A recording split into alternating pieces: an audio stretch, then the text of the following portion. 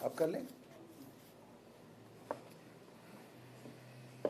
नमस्कार दोस्तों, इस समय पूरे उत्तर भारत में जिस तरीके से पोल्यूशन बढ़ा हुआ है, मुझे लगता है कि ये समय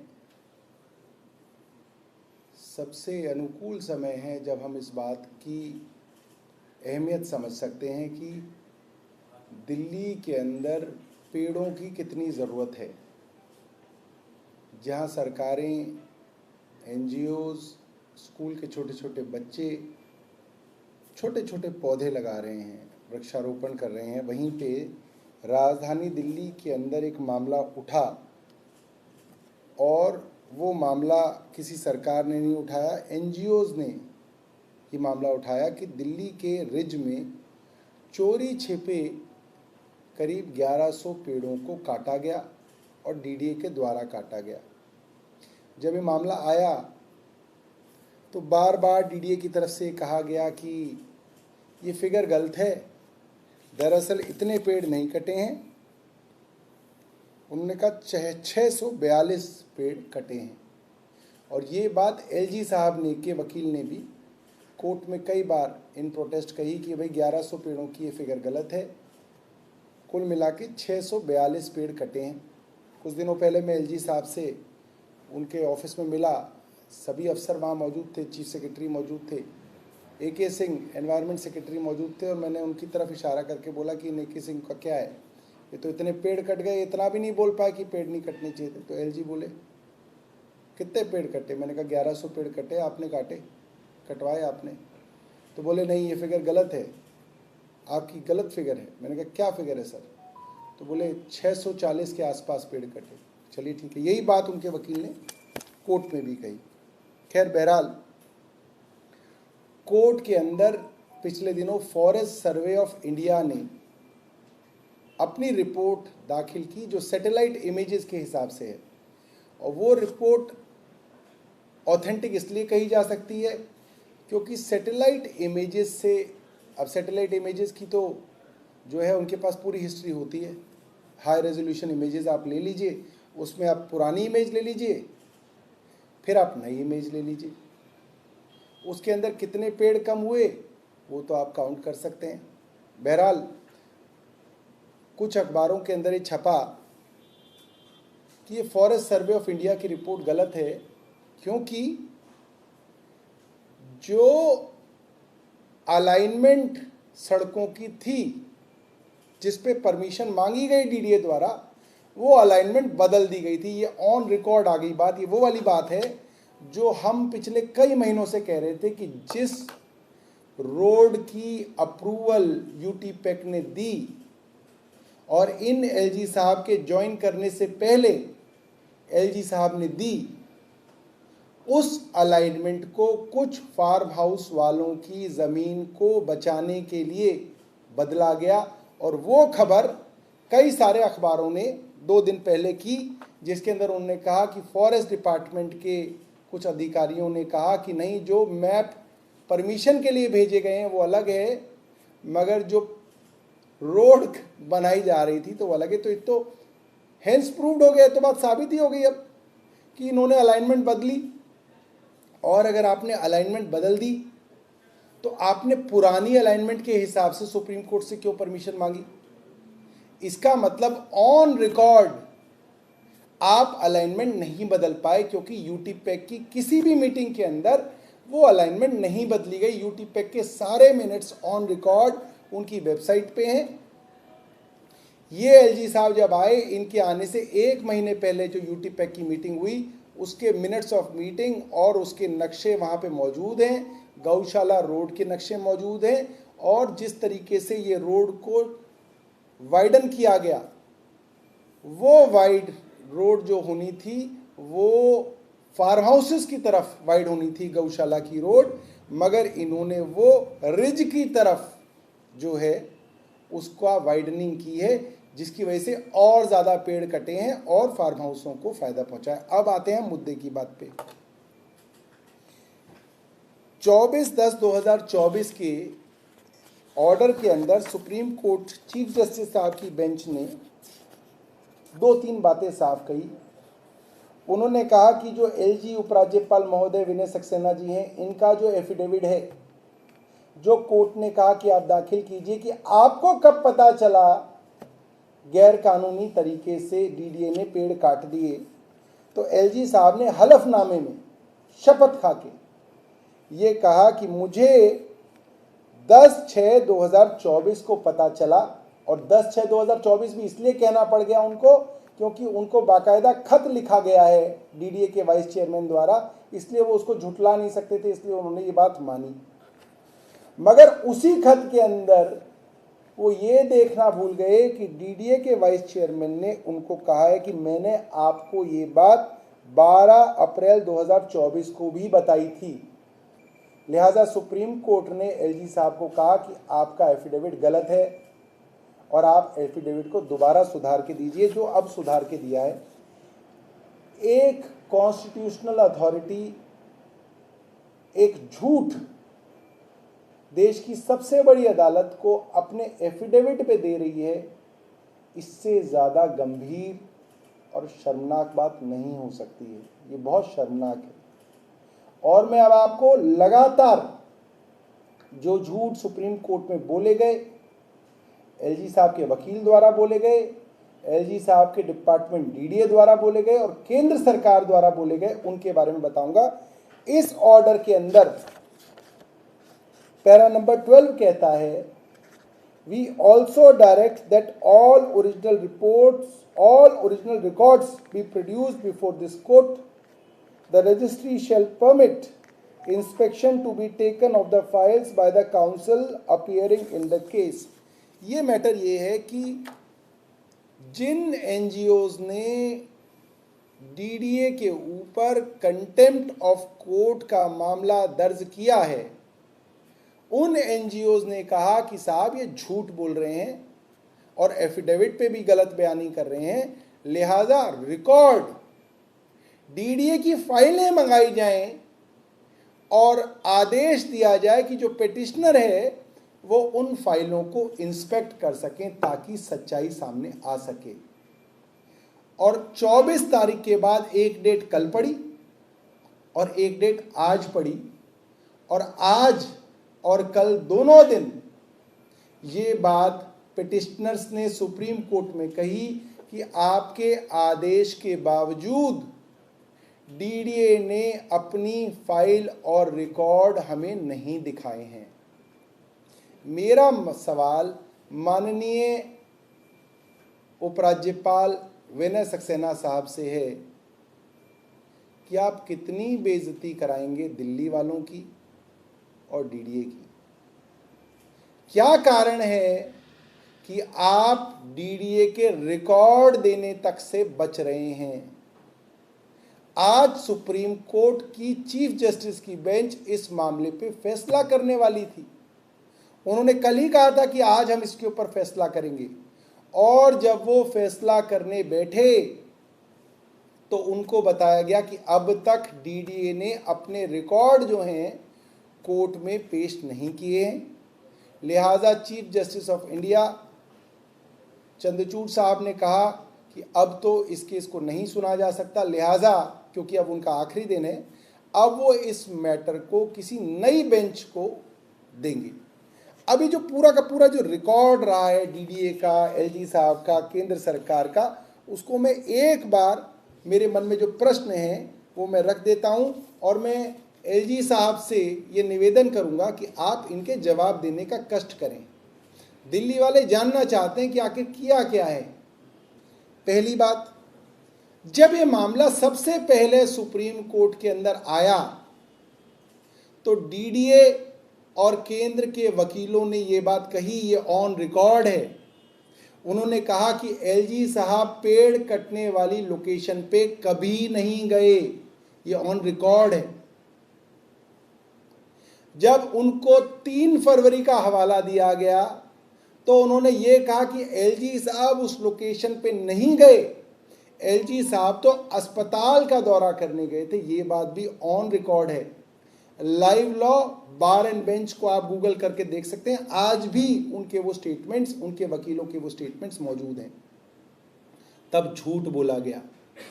बाद में जब जस्टिस ओक की बेंच ने एक एक अफसर से उसका हलफनामा मांगा तो डीडीए के एक अफसर जो उस वक्त वहां मौजूद थे उनको कहा गया कि as a officer of the court आपको ये बात बतानी है। तो डीडीए के उस अफसर ने हलफनामे में बताया कि 3 फरवरी को एलजी साहब उस जगह गए थे जहां पे बाद में इलीगल तरीके से पेड़ काटे गए। तो ये तो पहला झूठ था जो इनका माननीय सुप्रीम कोर्ट के सामने पकड़ा गया। दूसरा झूठ ये नहीं बताया गया कि एलजी साहब के साथ कौन कौन अफसर गए थे। ये झूठ भी बाद में सबके सामने आया कि एलजी साहब के साथ उस वक्त के चीफ सेक्रेटरी नरेश कुमार थे, उस वक्त के principal environment secretary AK Singh थे, उस वक्त के डिविजनल कमिश्नर अश्विनी कुमार थे, उस वक्त के CEO दिल्ली जल बोर्ड और प्रिंसिपल सेक्रेटरी PWD अनबरासू थे और तमाम फॉरेस्ट डिपार्टमेंट के DDA के और अन्य अफसर वहाँ पे मौजूद थे जहाँ पे ये डायरेक्शंस दी गई थी 3 फरवरी को तथाकथित तौर पे कि LG साहब ने कहा कि इन सब पेड़ों को काट दो। तीसरी बात, ये बात कभी इन्होंने नहीं बताई कि किसकी डायरेक्शन पे पेड़ कटे। ये तो वो जो ईमेल्स थी जो DDA के इंजीनियर इंचार्ज की रिकॉर्ड पे आई उसके कारण कोर्ट को पता चला कि DDA के इंजीनियर इंचार्ज ने ईमेल पे ठेकेदार को 3 बार अलग अलग ईमेल की। पहली ईमेल में उन्होंने लिखा कि परमिशन नहीं है लिहाजा पेड़ नहीं काटे जा सकते 6 फरवरी को, माफ कीजिएगा, हाँ 6 फरवरी को। उसके बाद 14 फरवरी को 2 ईमेल उस एग्जीक्यूटिव इंजीनियर ने की जिसके अंदर उसने अपने चीफ इंजीनियर को कॉपी किया और उसने बोला कि LG साहब की डायरेक्शन पे ये पेड़ काटने के लिए कहा गया है। उसने ये भी कहा कि परमिशन नहीं आई है। उसने ये भी कहा कि पहले फॉरेस्ट रेंजर आए थे, काम रुकवा के चले गए थे, मगर अब हमें मौखिक रूप से कह दिया गया है कि पेड़ काट लो। यानी कि ये बात ऑन रिकॉर्ड आ गई कि परमिशन नहीं थी, उसके बावजूद पेड़ काटे गए। उसके बाद DDA के यानी कि केंद्र सरकार के सबसे बड़े वकील ने सुप्रीम कोर्ट को फिर झूठ बोला और बोला कि ये ईमेल्स हैक हो गई थी। ये ईमेल्स हैक हो गई थी जिसकी वजह से ये हम नहीं कह सकते ये ईमेल किसने लिखी, किसको भेजी। उसके बाद DDA की इंक्वायरी रिपोर्ट में ये मानना पड़ा कि ये ईमेल्स जेन्युइन है, क्योंकि ना सिर्फ ईमेल की गई, जब वो पेड़ कट रहे थे DDA के उन अफसरों की फ़ोन की लोकेशन पेड़ों को कटने की लोकेशन से मैच हो रही थी। वो लगातार DDA के अफसर जब पेड़ों की कटाई हो रही थी वहाँ पे जाते रहे और पेड़ कटने का इंस्पेक्शन करते रहे। लिहाजा उनको ये बात माननी पड़ी कि ईमेल भी जेन्युइन थी और अफसरों के सामने अफसरों की देखरेख के अंदर पेड़ कटे। इसके बाद LG साहब और DDA ने दोनों ने फिर एक झूठ बोला, कोर्ट को गुमराह किया कि मात्र 642 पेड़ काटे गए, जबकि जो पिटिशनर थी वो हाई कोर्ट में भी ये बात कह रही थी और सुप्रीम कोर्ट में भी उन्होंने बार बार ये बात बोली कि कम से कम 1100 पेड़ कटे हैं और बाद में फॉरेस्ट सर्वे ऑफ इंडिया की रिपोर्ट में आ गया कि 1670 पेड़ जो है इलीगल तरीके से काटे गए। अब सवाल ये उठता है कि LG साहब के वकील और DDA ये कह रही है कि ये जो 1670 पेड़ काटे गए इसमें किसी बड़े अफसर को कोई कानो कान खबर नहीं थी, ना उनकी जानकारी थी। ये एक JE, AE और एग्जीक्यूटिव इंजीनियर ने मिलकर 1670 पेड़ कटवा दिए। मैं अपने पत्रकार मित्रों से ये जानना चाहूँगा और दिल्ली के तमाम एनवायरमेंटलिस्ट्स जो इन मुद्दों पे काम करते रहे हैं, जिनको जानकारी है कि चोरी छिपे पेड़ कैसे काटे जाते हैं, उनसे भी ये सवाल पूछूंगा, क्या ये संभव है कि जूनियर लेवल के 3 अफसर AE, JE और एक्सियन 1670 पेड़ कटवा दें, वो भी रिज में, और वहां पे जब एई जेई और एक्सीएन पेड़ कटवा रहे थे तो किसी फॉरेस्ट डिपार्टमेंट की हिम्मत नहीं हुई किसी अफसर की कि वो वहां पे जाके पेड़ रोक सके, कटवाना रोक सके। कोई पुलिस विभाग का अफसर वहां पे बीट पे नहीं गया, किसी की जो है वहां पे गश्त नहीं हुई कि भाई इतने बड़े बड़े पेड़ कट रहे हैं, करोड़ों रुपए की लकड़ी कटी और लकड़ी गायब हो गई, ऐसा कैसे संभव है? और वो भी छतरपुर इलाके के अंदर, बिल्कुल कंजेस्टेड इलाका है। क्या ये संभव है कि एई जेई एक्सीएन, क्या हम बेवकूफ़ हैं? क्या एलजी विनय सक्सेना को लगता है कि दिल्ली वाले मूर्ख हैं, घास खाते हैं, कि वो उनकी ये बात मान लेंगे कि एक एक्सीएन एई और जेई के कहने पे 1670 पेड़ काटे गए? अगला सवाल हमारा ये है, क्या इतनी कवायद जो इतने महीनों से हो रही है कि डीडीए से बड़े बड़े वकील पेश हो रहे हैं, एलजी साहब के बड़े बड़े वकील पेश हो रहे हैं, वो पिछले इतने महीनों से एक्सीएन एई और जेई को बचाने के लिए इतनी मेहनत कर रहे हैं? क्या ये संभव है? अगला सवाल है, अगर एई जेई और एक्सीएन ने 1670 पेड़ कटवा दिए और माननीय विनय सक्सेना जी को बतौर उनके दूसरे हलफनामे के उनको 12 अप्रैल को डीडीए के वाइस चेयरमैन ने बता दिया कि साहब ये पेड़ इलीगल तरीके से कट गए हैं, और उन्होंने जो वर्ड यूज़ किया वो बड़ा जो है बहुत भारी भरकम शब्द उन्होंने इस्तेमाल किया, the blunder of felling trees has been committed. जो एलजी साहब का दफ्तर रोज एक प्रेस रिलीज देता है, रोज कहता है मैंने यहां जांच करा दी, मैंने यहां जांच करा दी, मैंने इसको सस्पेंड करा, मैंने इसको सस्पेंड किया, 12 अप्रैल को ऐसे क्या कारण थे कि विनय सक्सेना जी की जानने के बावजूद उन्होंने प्रेस रिलीज नहीं दी अपने एलजी ऑफिस से? उनको तो प्रेस रिलीज देनी चाहिए थी, नहीं तो अपने पत्रकार बंधुओं के द्वारा प्लांट करा देनी चाहिए थी खबर। प्लांट डिपार्टमेंट भी है उनके यहाँ, तो हमारे यहाँ भी है, 5वें फ्लोर पे उसकी ब्रांच है, वो भी नहीं किया गया। क्यों एलजी साहब ने नहीं कहा कि मैंने आज इतने अफसर सस्पेंड कर दिए जिन्होंने गलत तरीके से? एलजी साहब क्यों इसको छुपा के बैठे थे? एलजी साहब किसे बचा रहे थे? एई जेई और एक्सीएन को बचा रहे थे। ये बात हजम होने लायक नहीं है, या मुझे ही हजम नहीं हो रही, मैं जानता नहीं, पता नहीं कैसे सुप्रीम कोर्ट इस बात को हजम कर लेगा, ये तो संभव ही नहीं है। फिर एलजी क्यों कोर्ट को गुमराह करना चाह रहे थे? एलजी क्यों छिपा रहे थे इस बात को कि पेड़ कटने वाली साइट पे वो गए? एलजी क्यों छिपा रहे थे इस बात को कि उनको ये जानकारी 12 अप्रैल को मिल गई थी? एलजी क्यों पेड़ों की संख्या को घटा के बताना चाहते थे? उनका क्या स्वार्थ है भाई? अगर एई जेई एक्सीएन ने 1670 पेड़ काट दिए तो आप बता दो 1670 पेड़ काट दिए। उनका पाप कम करके दिखाने में एलजी साहब का क्या स्वार्थ है? ऐसा तो कभी सुना नहीं। तो क्या एई जेई को बचाने के लिए फिगर्स भी मैनिपुलेट की जा रही थी? और डीडीए फाइल क्यों नहीं दिखा रहा है? फाइल में ऐसा क्या राज छिपा हुआ है जो सुप्रीम कोर्ट के बार बार कहने पर, 2 बार कहने पर भी फाइल अब तक जो है डीडीए नहीं दिखा पा रहा है? एई जेई को बचाने के लिए फाइल छिपाई जा रही है, या नई फाइल क्रिएट करने का काम चल रहा है? ये भी हो सकता है कि नई फाइल क्रिएट की जा रही हो पीछे से। अगला सवाल, सुप्रीम कोर्ट की जस्टिस ओक की बेंच में पिटिशनर के वकील ने ओपन कोर्ट में कहा पुलिस के अधिकारी पिटिशनर्स को धमका रहे हैं, डरा रहे हैं, फ्रिवलस मैटर्स के अंदर उनको बार बार थाने बुला रहे हैं, फ़ोन पे धमकियां दी जा रही हैं, उनके बैंक अकाउंट को सील करने की कोशिश की जा रही है, उनके बैंक से फ़ोन आ रहे हैं कि पुलिस उनके बैंक अकाउंट्स के अंदर जो है छानबीन कर रही है। भैया एई जेई और एक्सीएन को बचाने के लिए पुलिस का पूरा अमली जामा लग गया उसके अंदर कि एक एक्सीएन को बचाना है, इसलिए पुलिस पिटिशनर्स के पीछे पड़ गई। ये संभव नहीं है, ये बिल्कुल संभव नहीं है।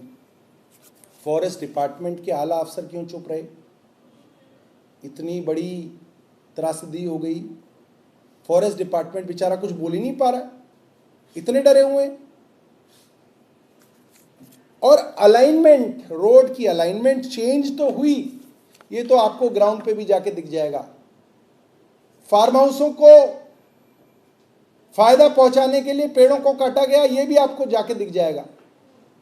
अब तो फॉरेस्ट डिपार्टमेंट के अफसर ने ऑन रिकॉर्ड आके अखबारों ने स्टेटमेंट छाप दिया कि वो कह रहे हैं कि अलाइनमेंट चेंज हुई। क्या एक्सीएन के कहने पे अलाइनमेंट चेंज हो गई?